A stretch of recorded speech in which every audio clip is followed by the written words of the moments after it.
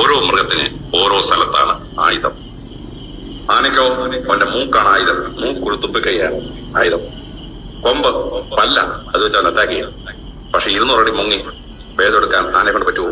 പറ്റിയല്ല. സിംഹം ഭയങ്കര ശക്തിയുള്ള മൃഗമാണ്, പല്ലുണ്ട്, കടിച്ച് ശരിയാകളെ. പക്ഷെ സിംഹം അറ്റാക്ക് ചെയ്യണമെങ്കിൽ വാ തുറന്ന് കടിക്കണം. അപ്പോഴാണ് ഈ അറ്റാക്ക് ചെയ്യുന്ന സിംഹത്തെ ഞങ്ങൾ പോലീസുകാർ വായിക്കാത്ത വെടിവെക്കും. അതോടെ സിംഹം ചത്തുപോകും. മനുഷ്യരെ രക്ഷിക്കാൻ വേണ്ടി കാട്ടി നടക്കുന്ന സിംഹത്തെ വെടിവെക്കുന്നത് അങ്ങനെയാണ്. പന്നിക്ക് ആയുധം കൊടുത്ത് ഇവിടെയാണ്, അവന്റെ പല്ലാണ്. ആ പല്ലോ വളഞ്ഞിങ്ങനെ മേപ്പോട്ട് വരുന്ന പല്ലാണ്.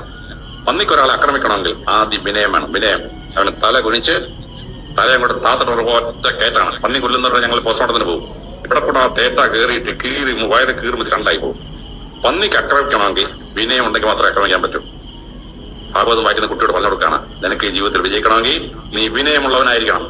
ആ വരാഹത്തെ പോലെ വിനയമില്ലെങ്കിൽ നിനക്ക് ജീവിതത്തിൽ വിജയിക്കാൻ പറ്റത്തില്ല. കോപ്പാണ് നിങ്ങൾ ഇങ്ങനത്തെ തള്ളിയിട്ട് വരും. ഈ ഭാഗവതം പഠിപ്പിക്കാനും മറ്റേതിനായിട്ട് ഓരോ തള്ളിയിട്ട് വരും. വിനയം ഉണ്ടാകാൻ വേണ്ടിയിട്ടാണ് പന്നീൻ്റെ അവതാരം എടുത്തതെന്ന്. ഇതൊക്കെ ആ കാലഘട്ടത്തിൽ മനുഷ്യന് ഓരോ അവതാരത്തിൻ്റെ കഥയൊക്കെ ഉണ്ടാക്കിയ സംഭവമല്ലത്. അത് ഇതിൽ വേദങ്ങൾ എടുക്കാൻ വേണ്ടിയിട്ടാണ് വരാഹ അവതാരം ഉണ്ടായതെന്നാണ് നമ്മളെ ജേക്കബ് സാർ പറയുന്നത്. സത്യത്തിൽ വേദങ്ങൾ എടുക്കാനല്ല, ഈ ഭൂമീനെ സമുദ്രത്തിലേക്ക് ഇടേണ്ടത്.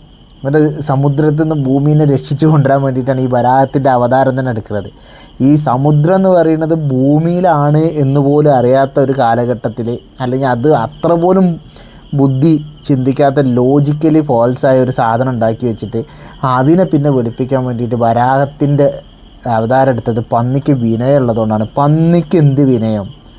പന്നി വിനയം ഉണ്ടായിട്ടല്ല തല കുനിക്കുന്നത്. പന്നീൻ്റെ കൊമ്പ് അതിൻ്റെ പരിണാമപരമായിട്ട് അതിന് ലഭിച്ച ഒരു ശരീരത്തിൻ്റെ ഷേപ്പ് എന്ന് പറയുന്നത് ഇങ്ങനെ ആയതുകൊണ്ട് അത് കുത്തണം എന്നുണ്ടെങ്കിൽ ഇങ്ങനെ തല കുത്തിയിട്ടേ കുത്താൻ പറ്റുള്ളൂ, അല്ലെങ്കിൽ തല കുറച്ച് ചെരിച്ചിട്ടേ കുത്താൻ പറ്റുള്ളൂ. അല്ലാതെ അത് വിനയം കാട്ടിയിട്ടൊന്നും ചെരിക്കല്ല. അല്ലാതെ അത് വിനയം ഉണ്ടാവാൻ വേണ്ടിയിട്ട് ആളുകളെ പഠിപ്പിക്കാൻ വേണ്ടിയിട്ടൊന്നുമല്ല. വിനയം ഉണ്ടാവുന്ന ആളുകളെ പഠിപ്പിക്കാൻ വേണ്ടിയിട്ടാണെങ്കിൽ അത് കുറച്ചും കൂടി മനസ്സിലാവുന്ന ഭാഷയിൽ എഴുതി വെച്ചാൽ പോരെ. അത് ഈ അലക്സാണ്ടർ ജേക്കബ് സാറ് ജനിച്ചിട്ട് അയാൾ വ്യാഖ്യാനിച്ചിട്ടുണ്ടാവുന്നതാണ്. ഈ വിനയം ഉണ്ടാവാൻ വേണ്ടിയിട്ടാണ് ഇതെന്നൊക്കെ വ്യാഖ്യാനിക്കാൻ വേണ്ടിയിട്ട് കാത്തു നിൽക്കുമായിരുന്നു. ആണ്ട് തള്ളി വിടുന്ന എന്തെങ്കിലുമൊക്കെ.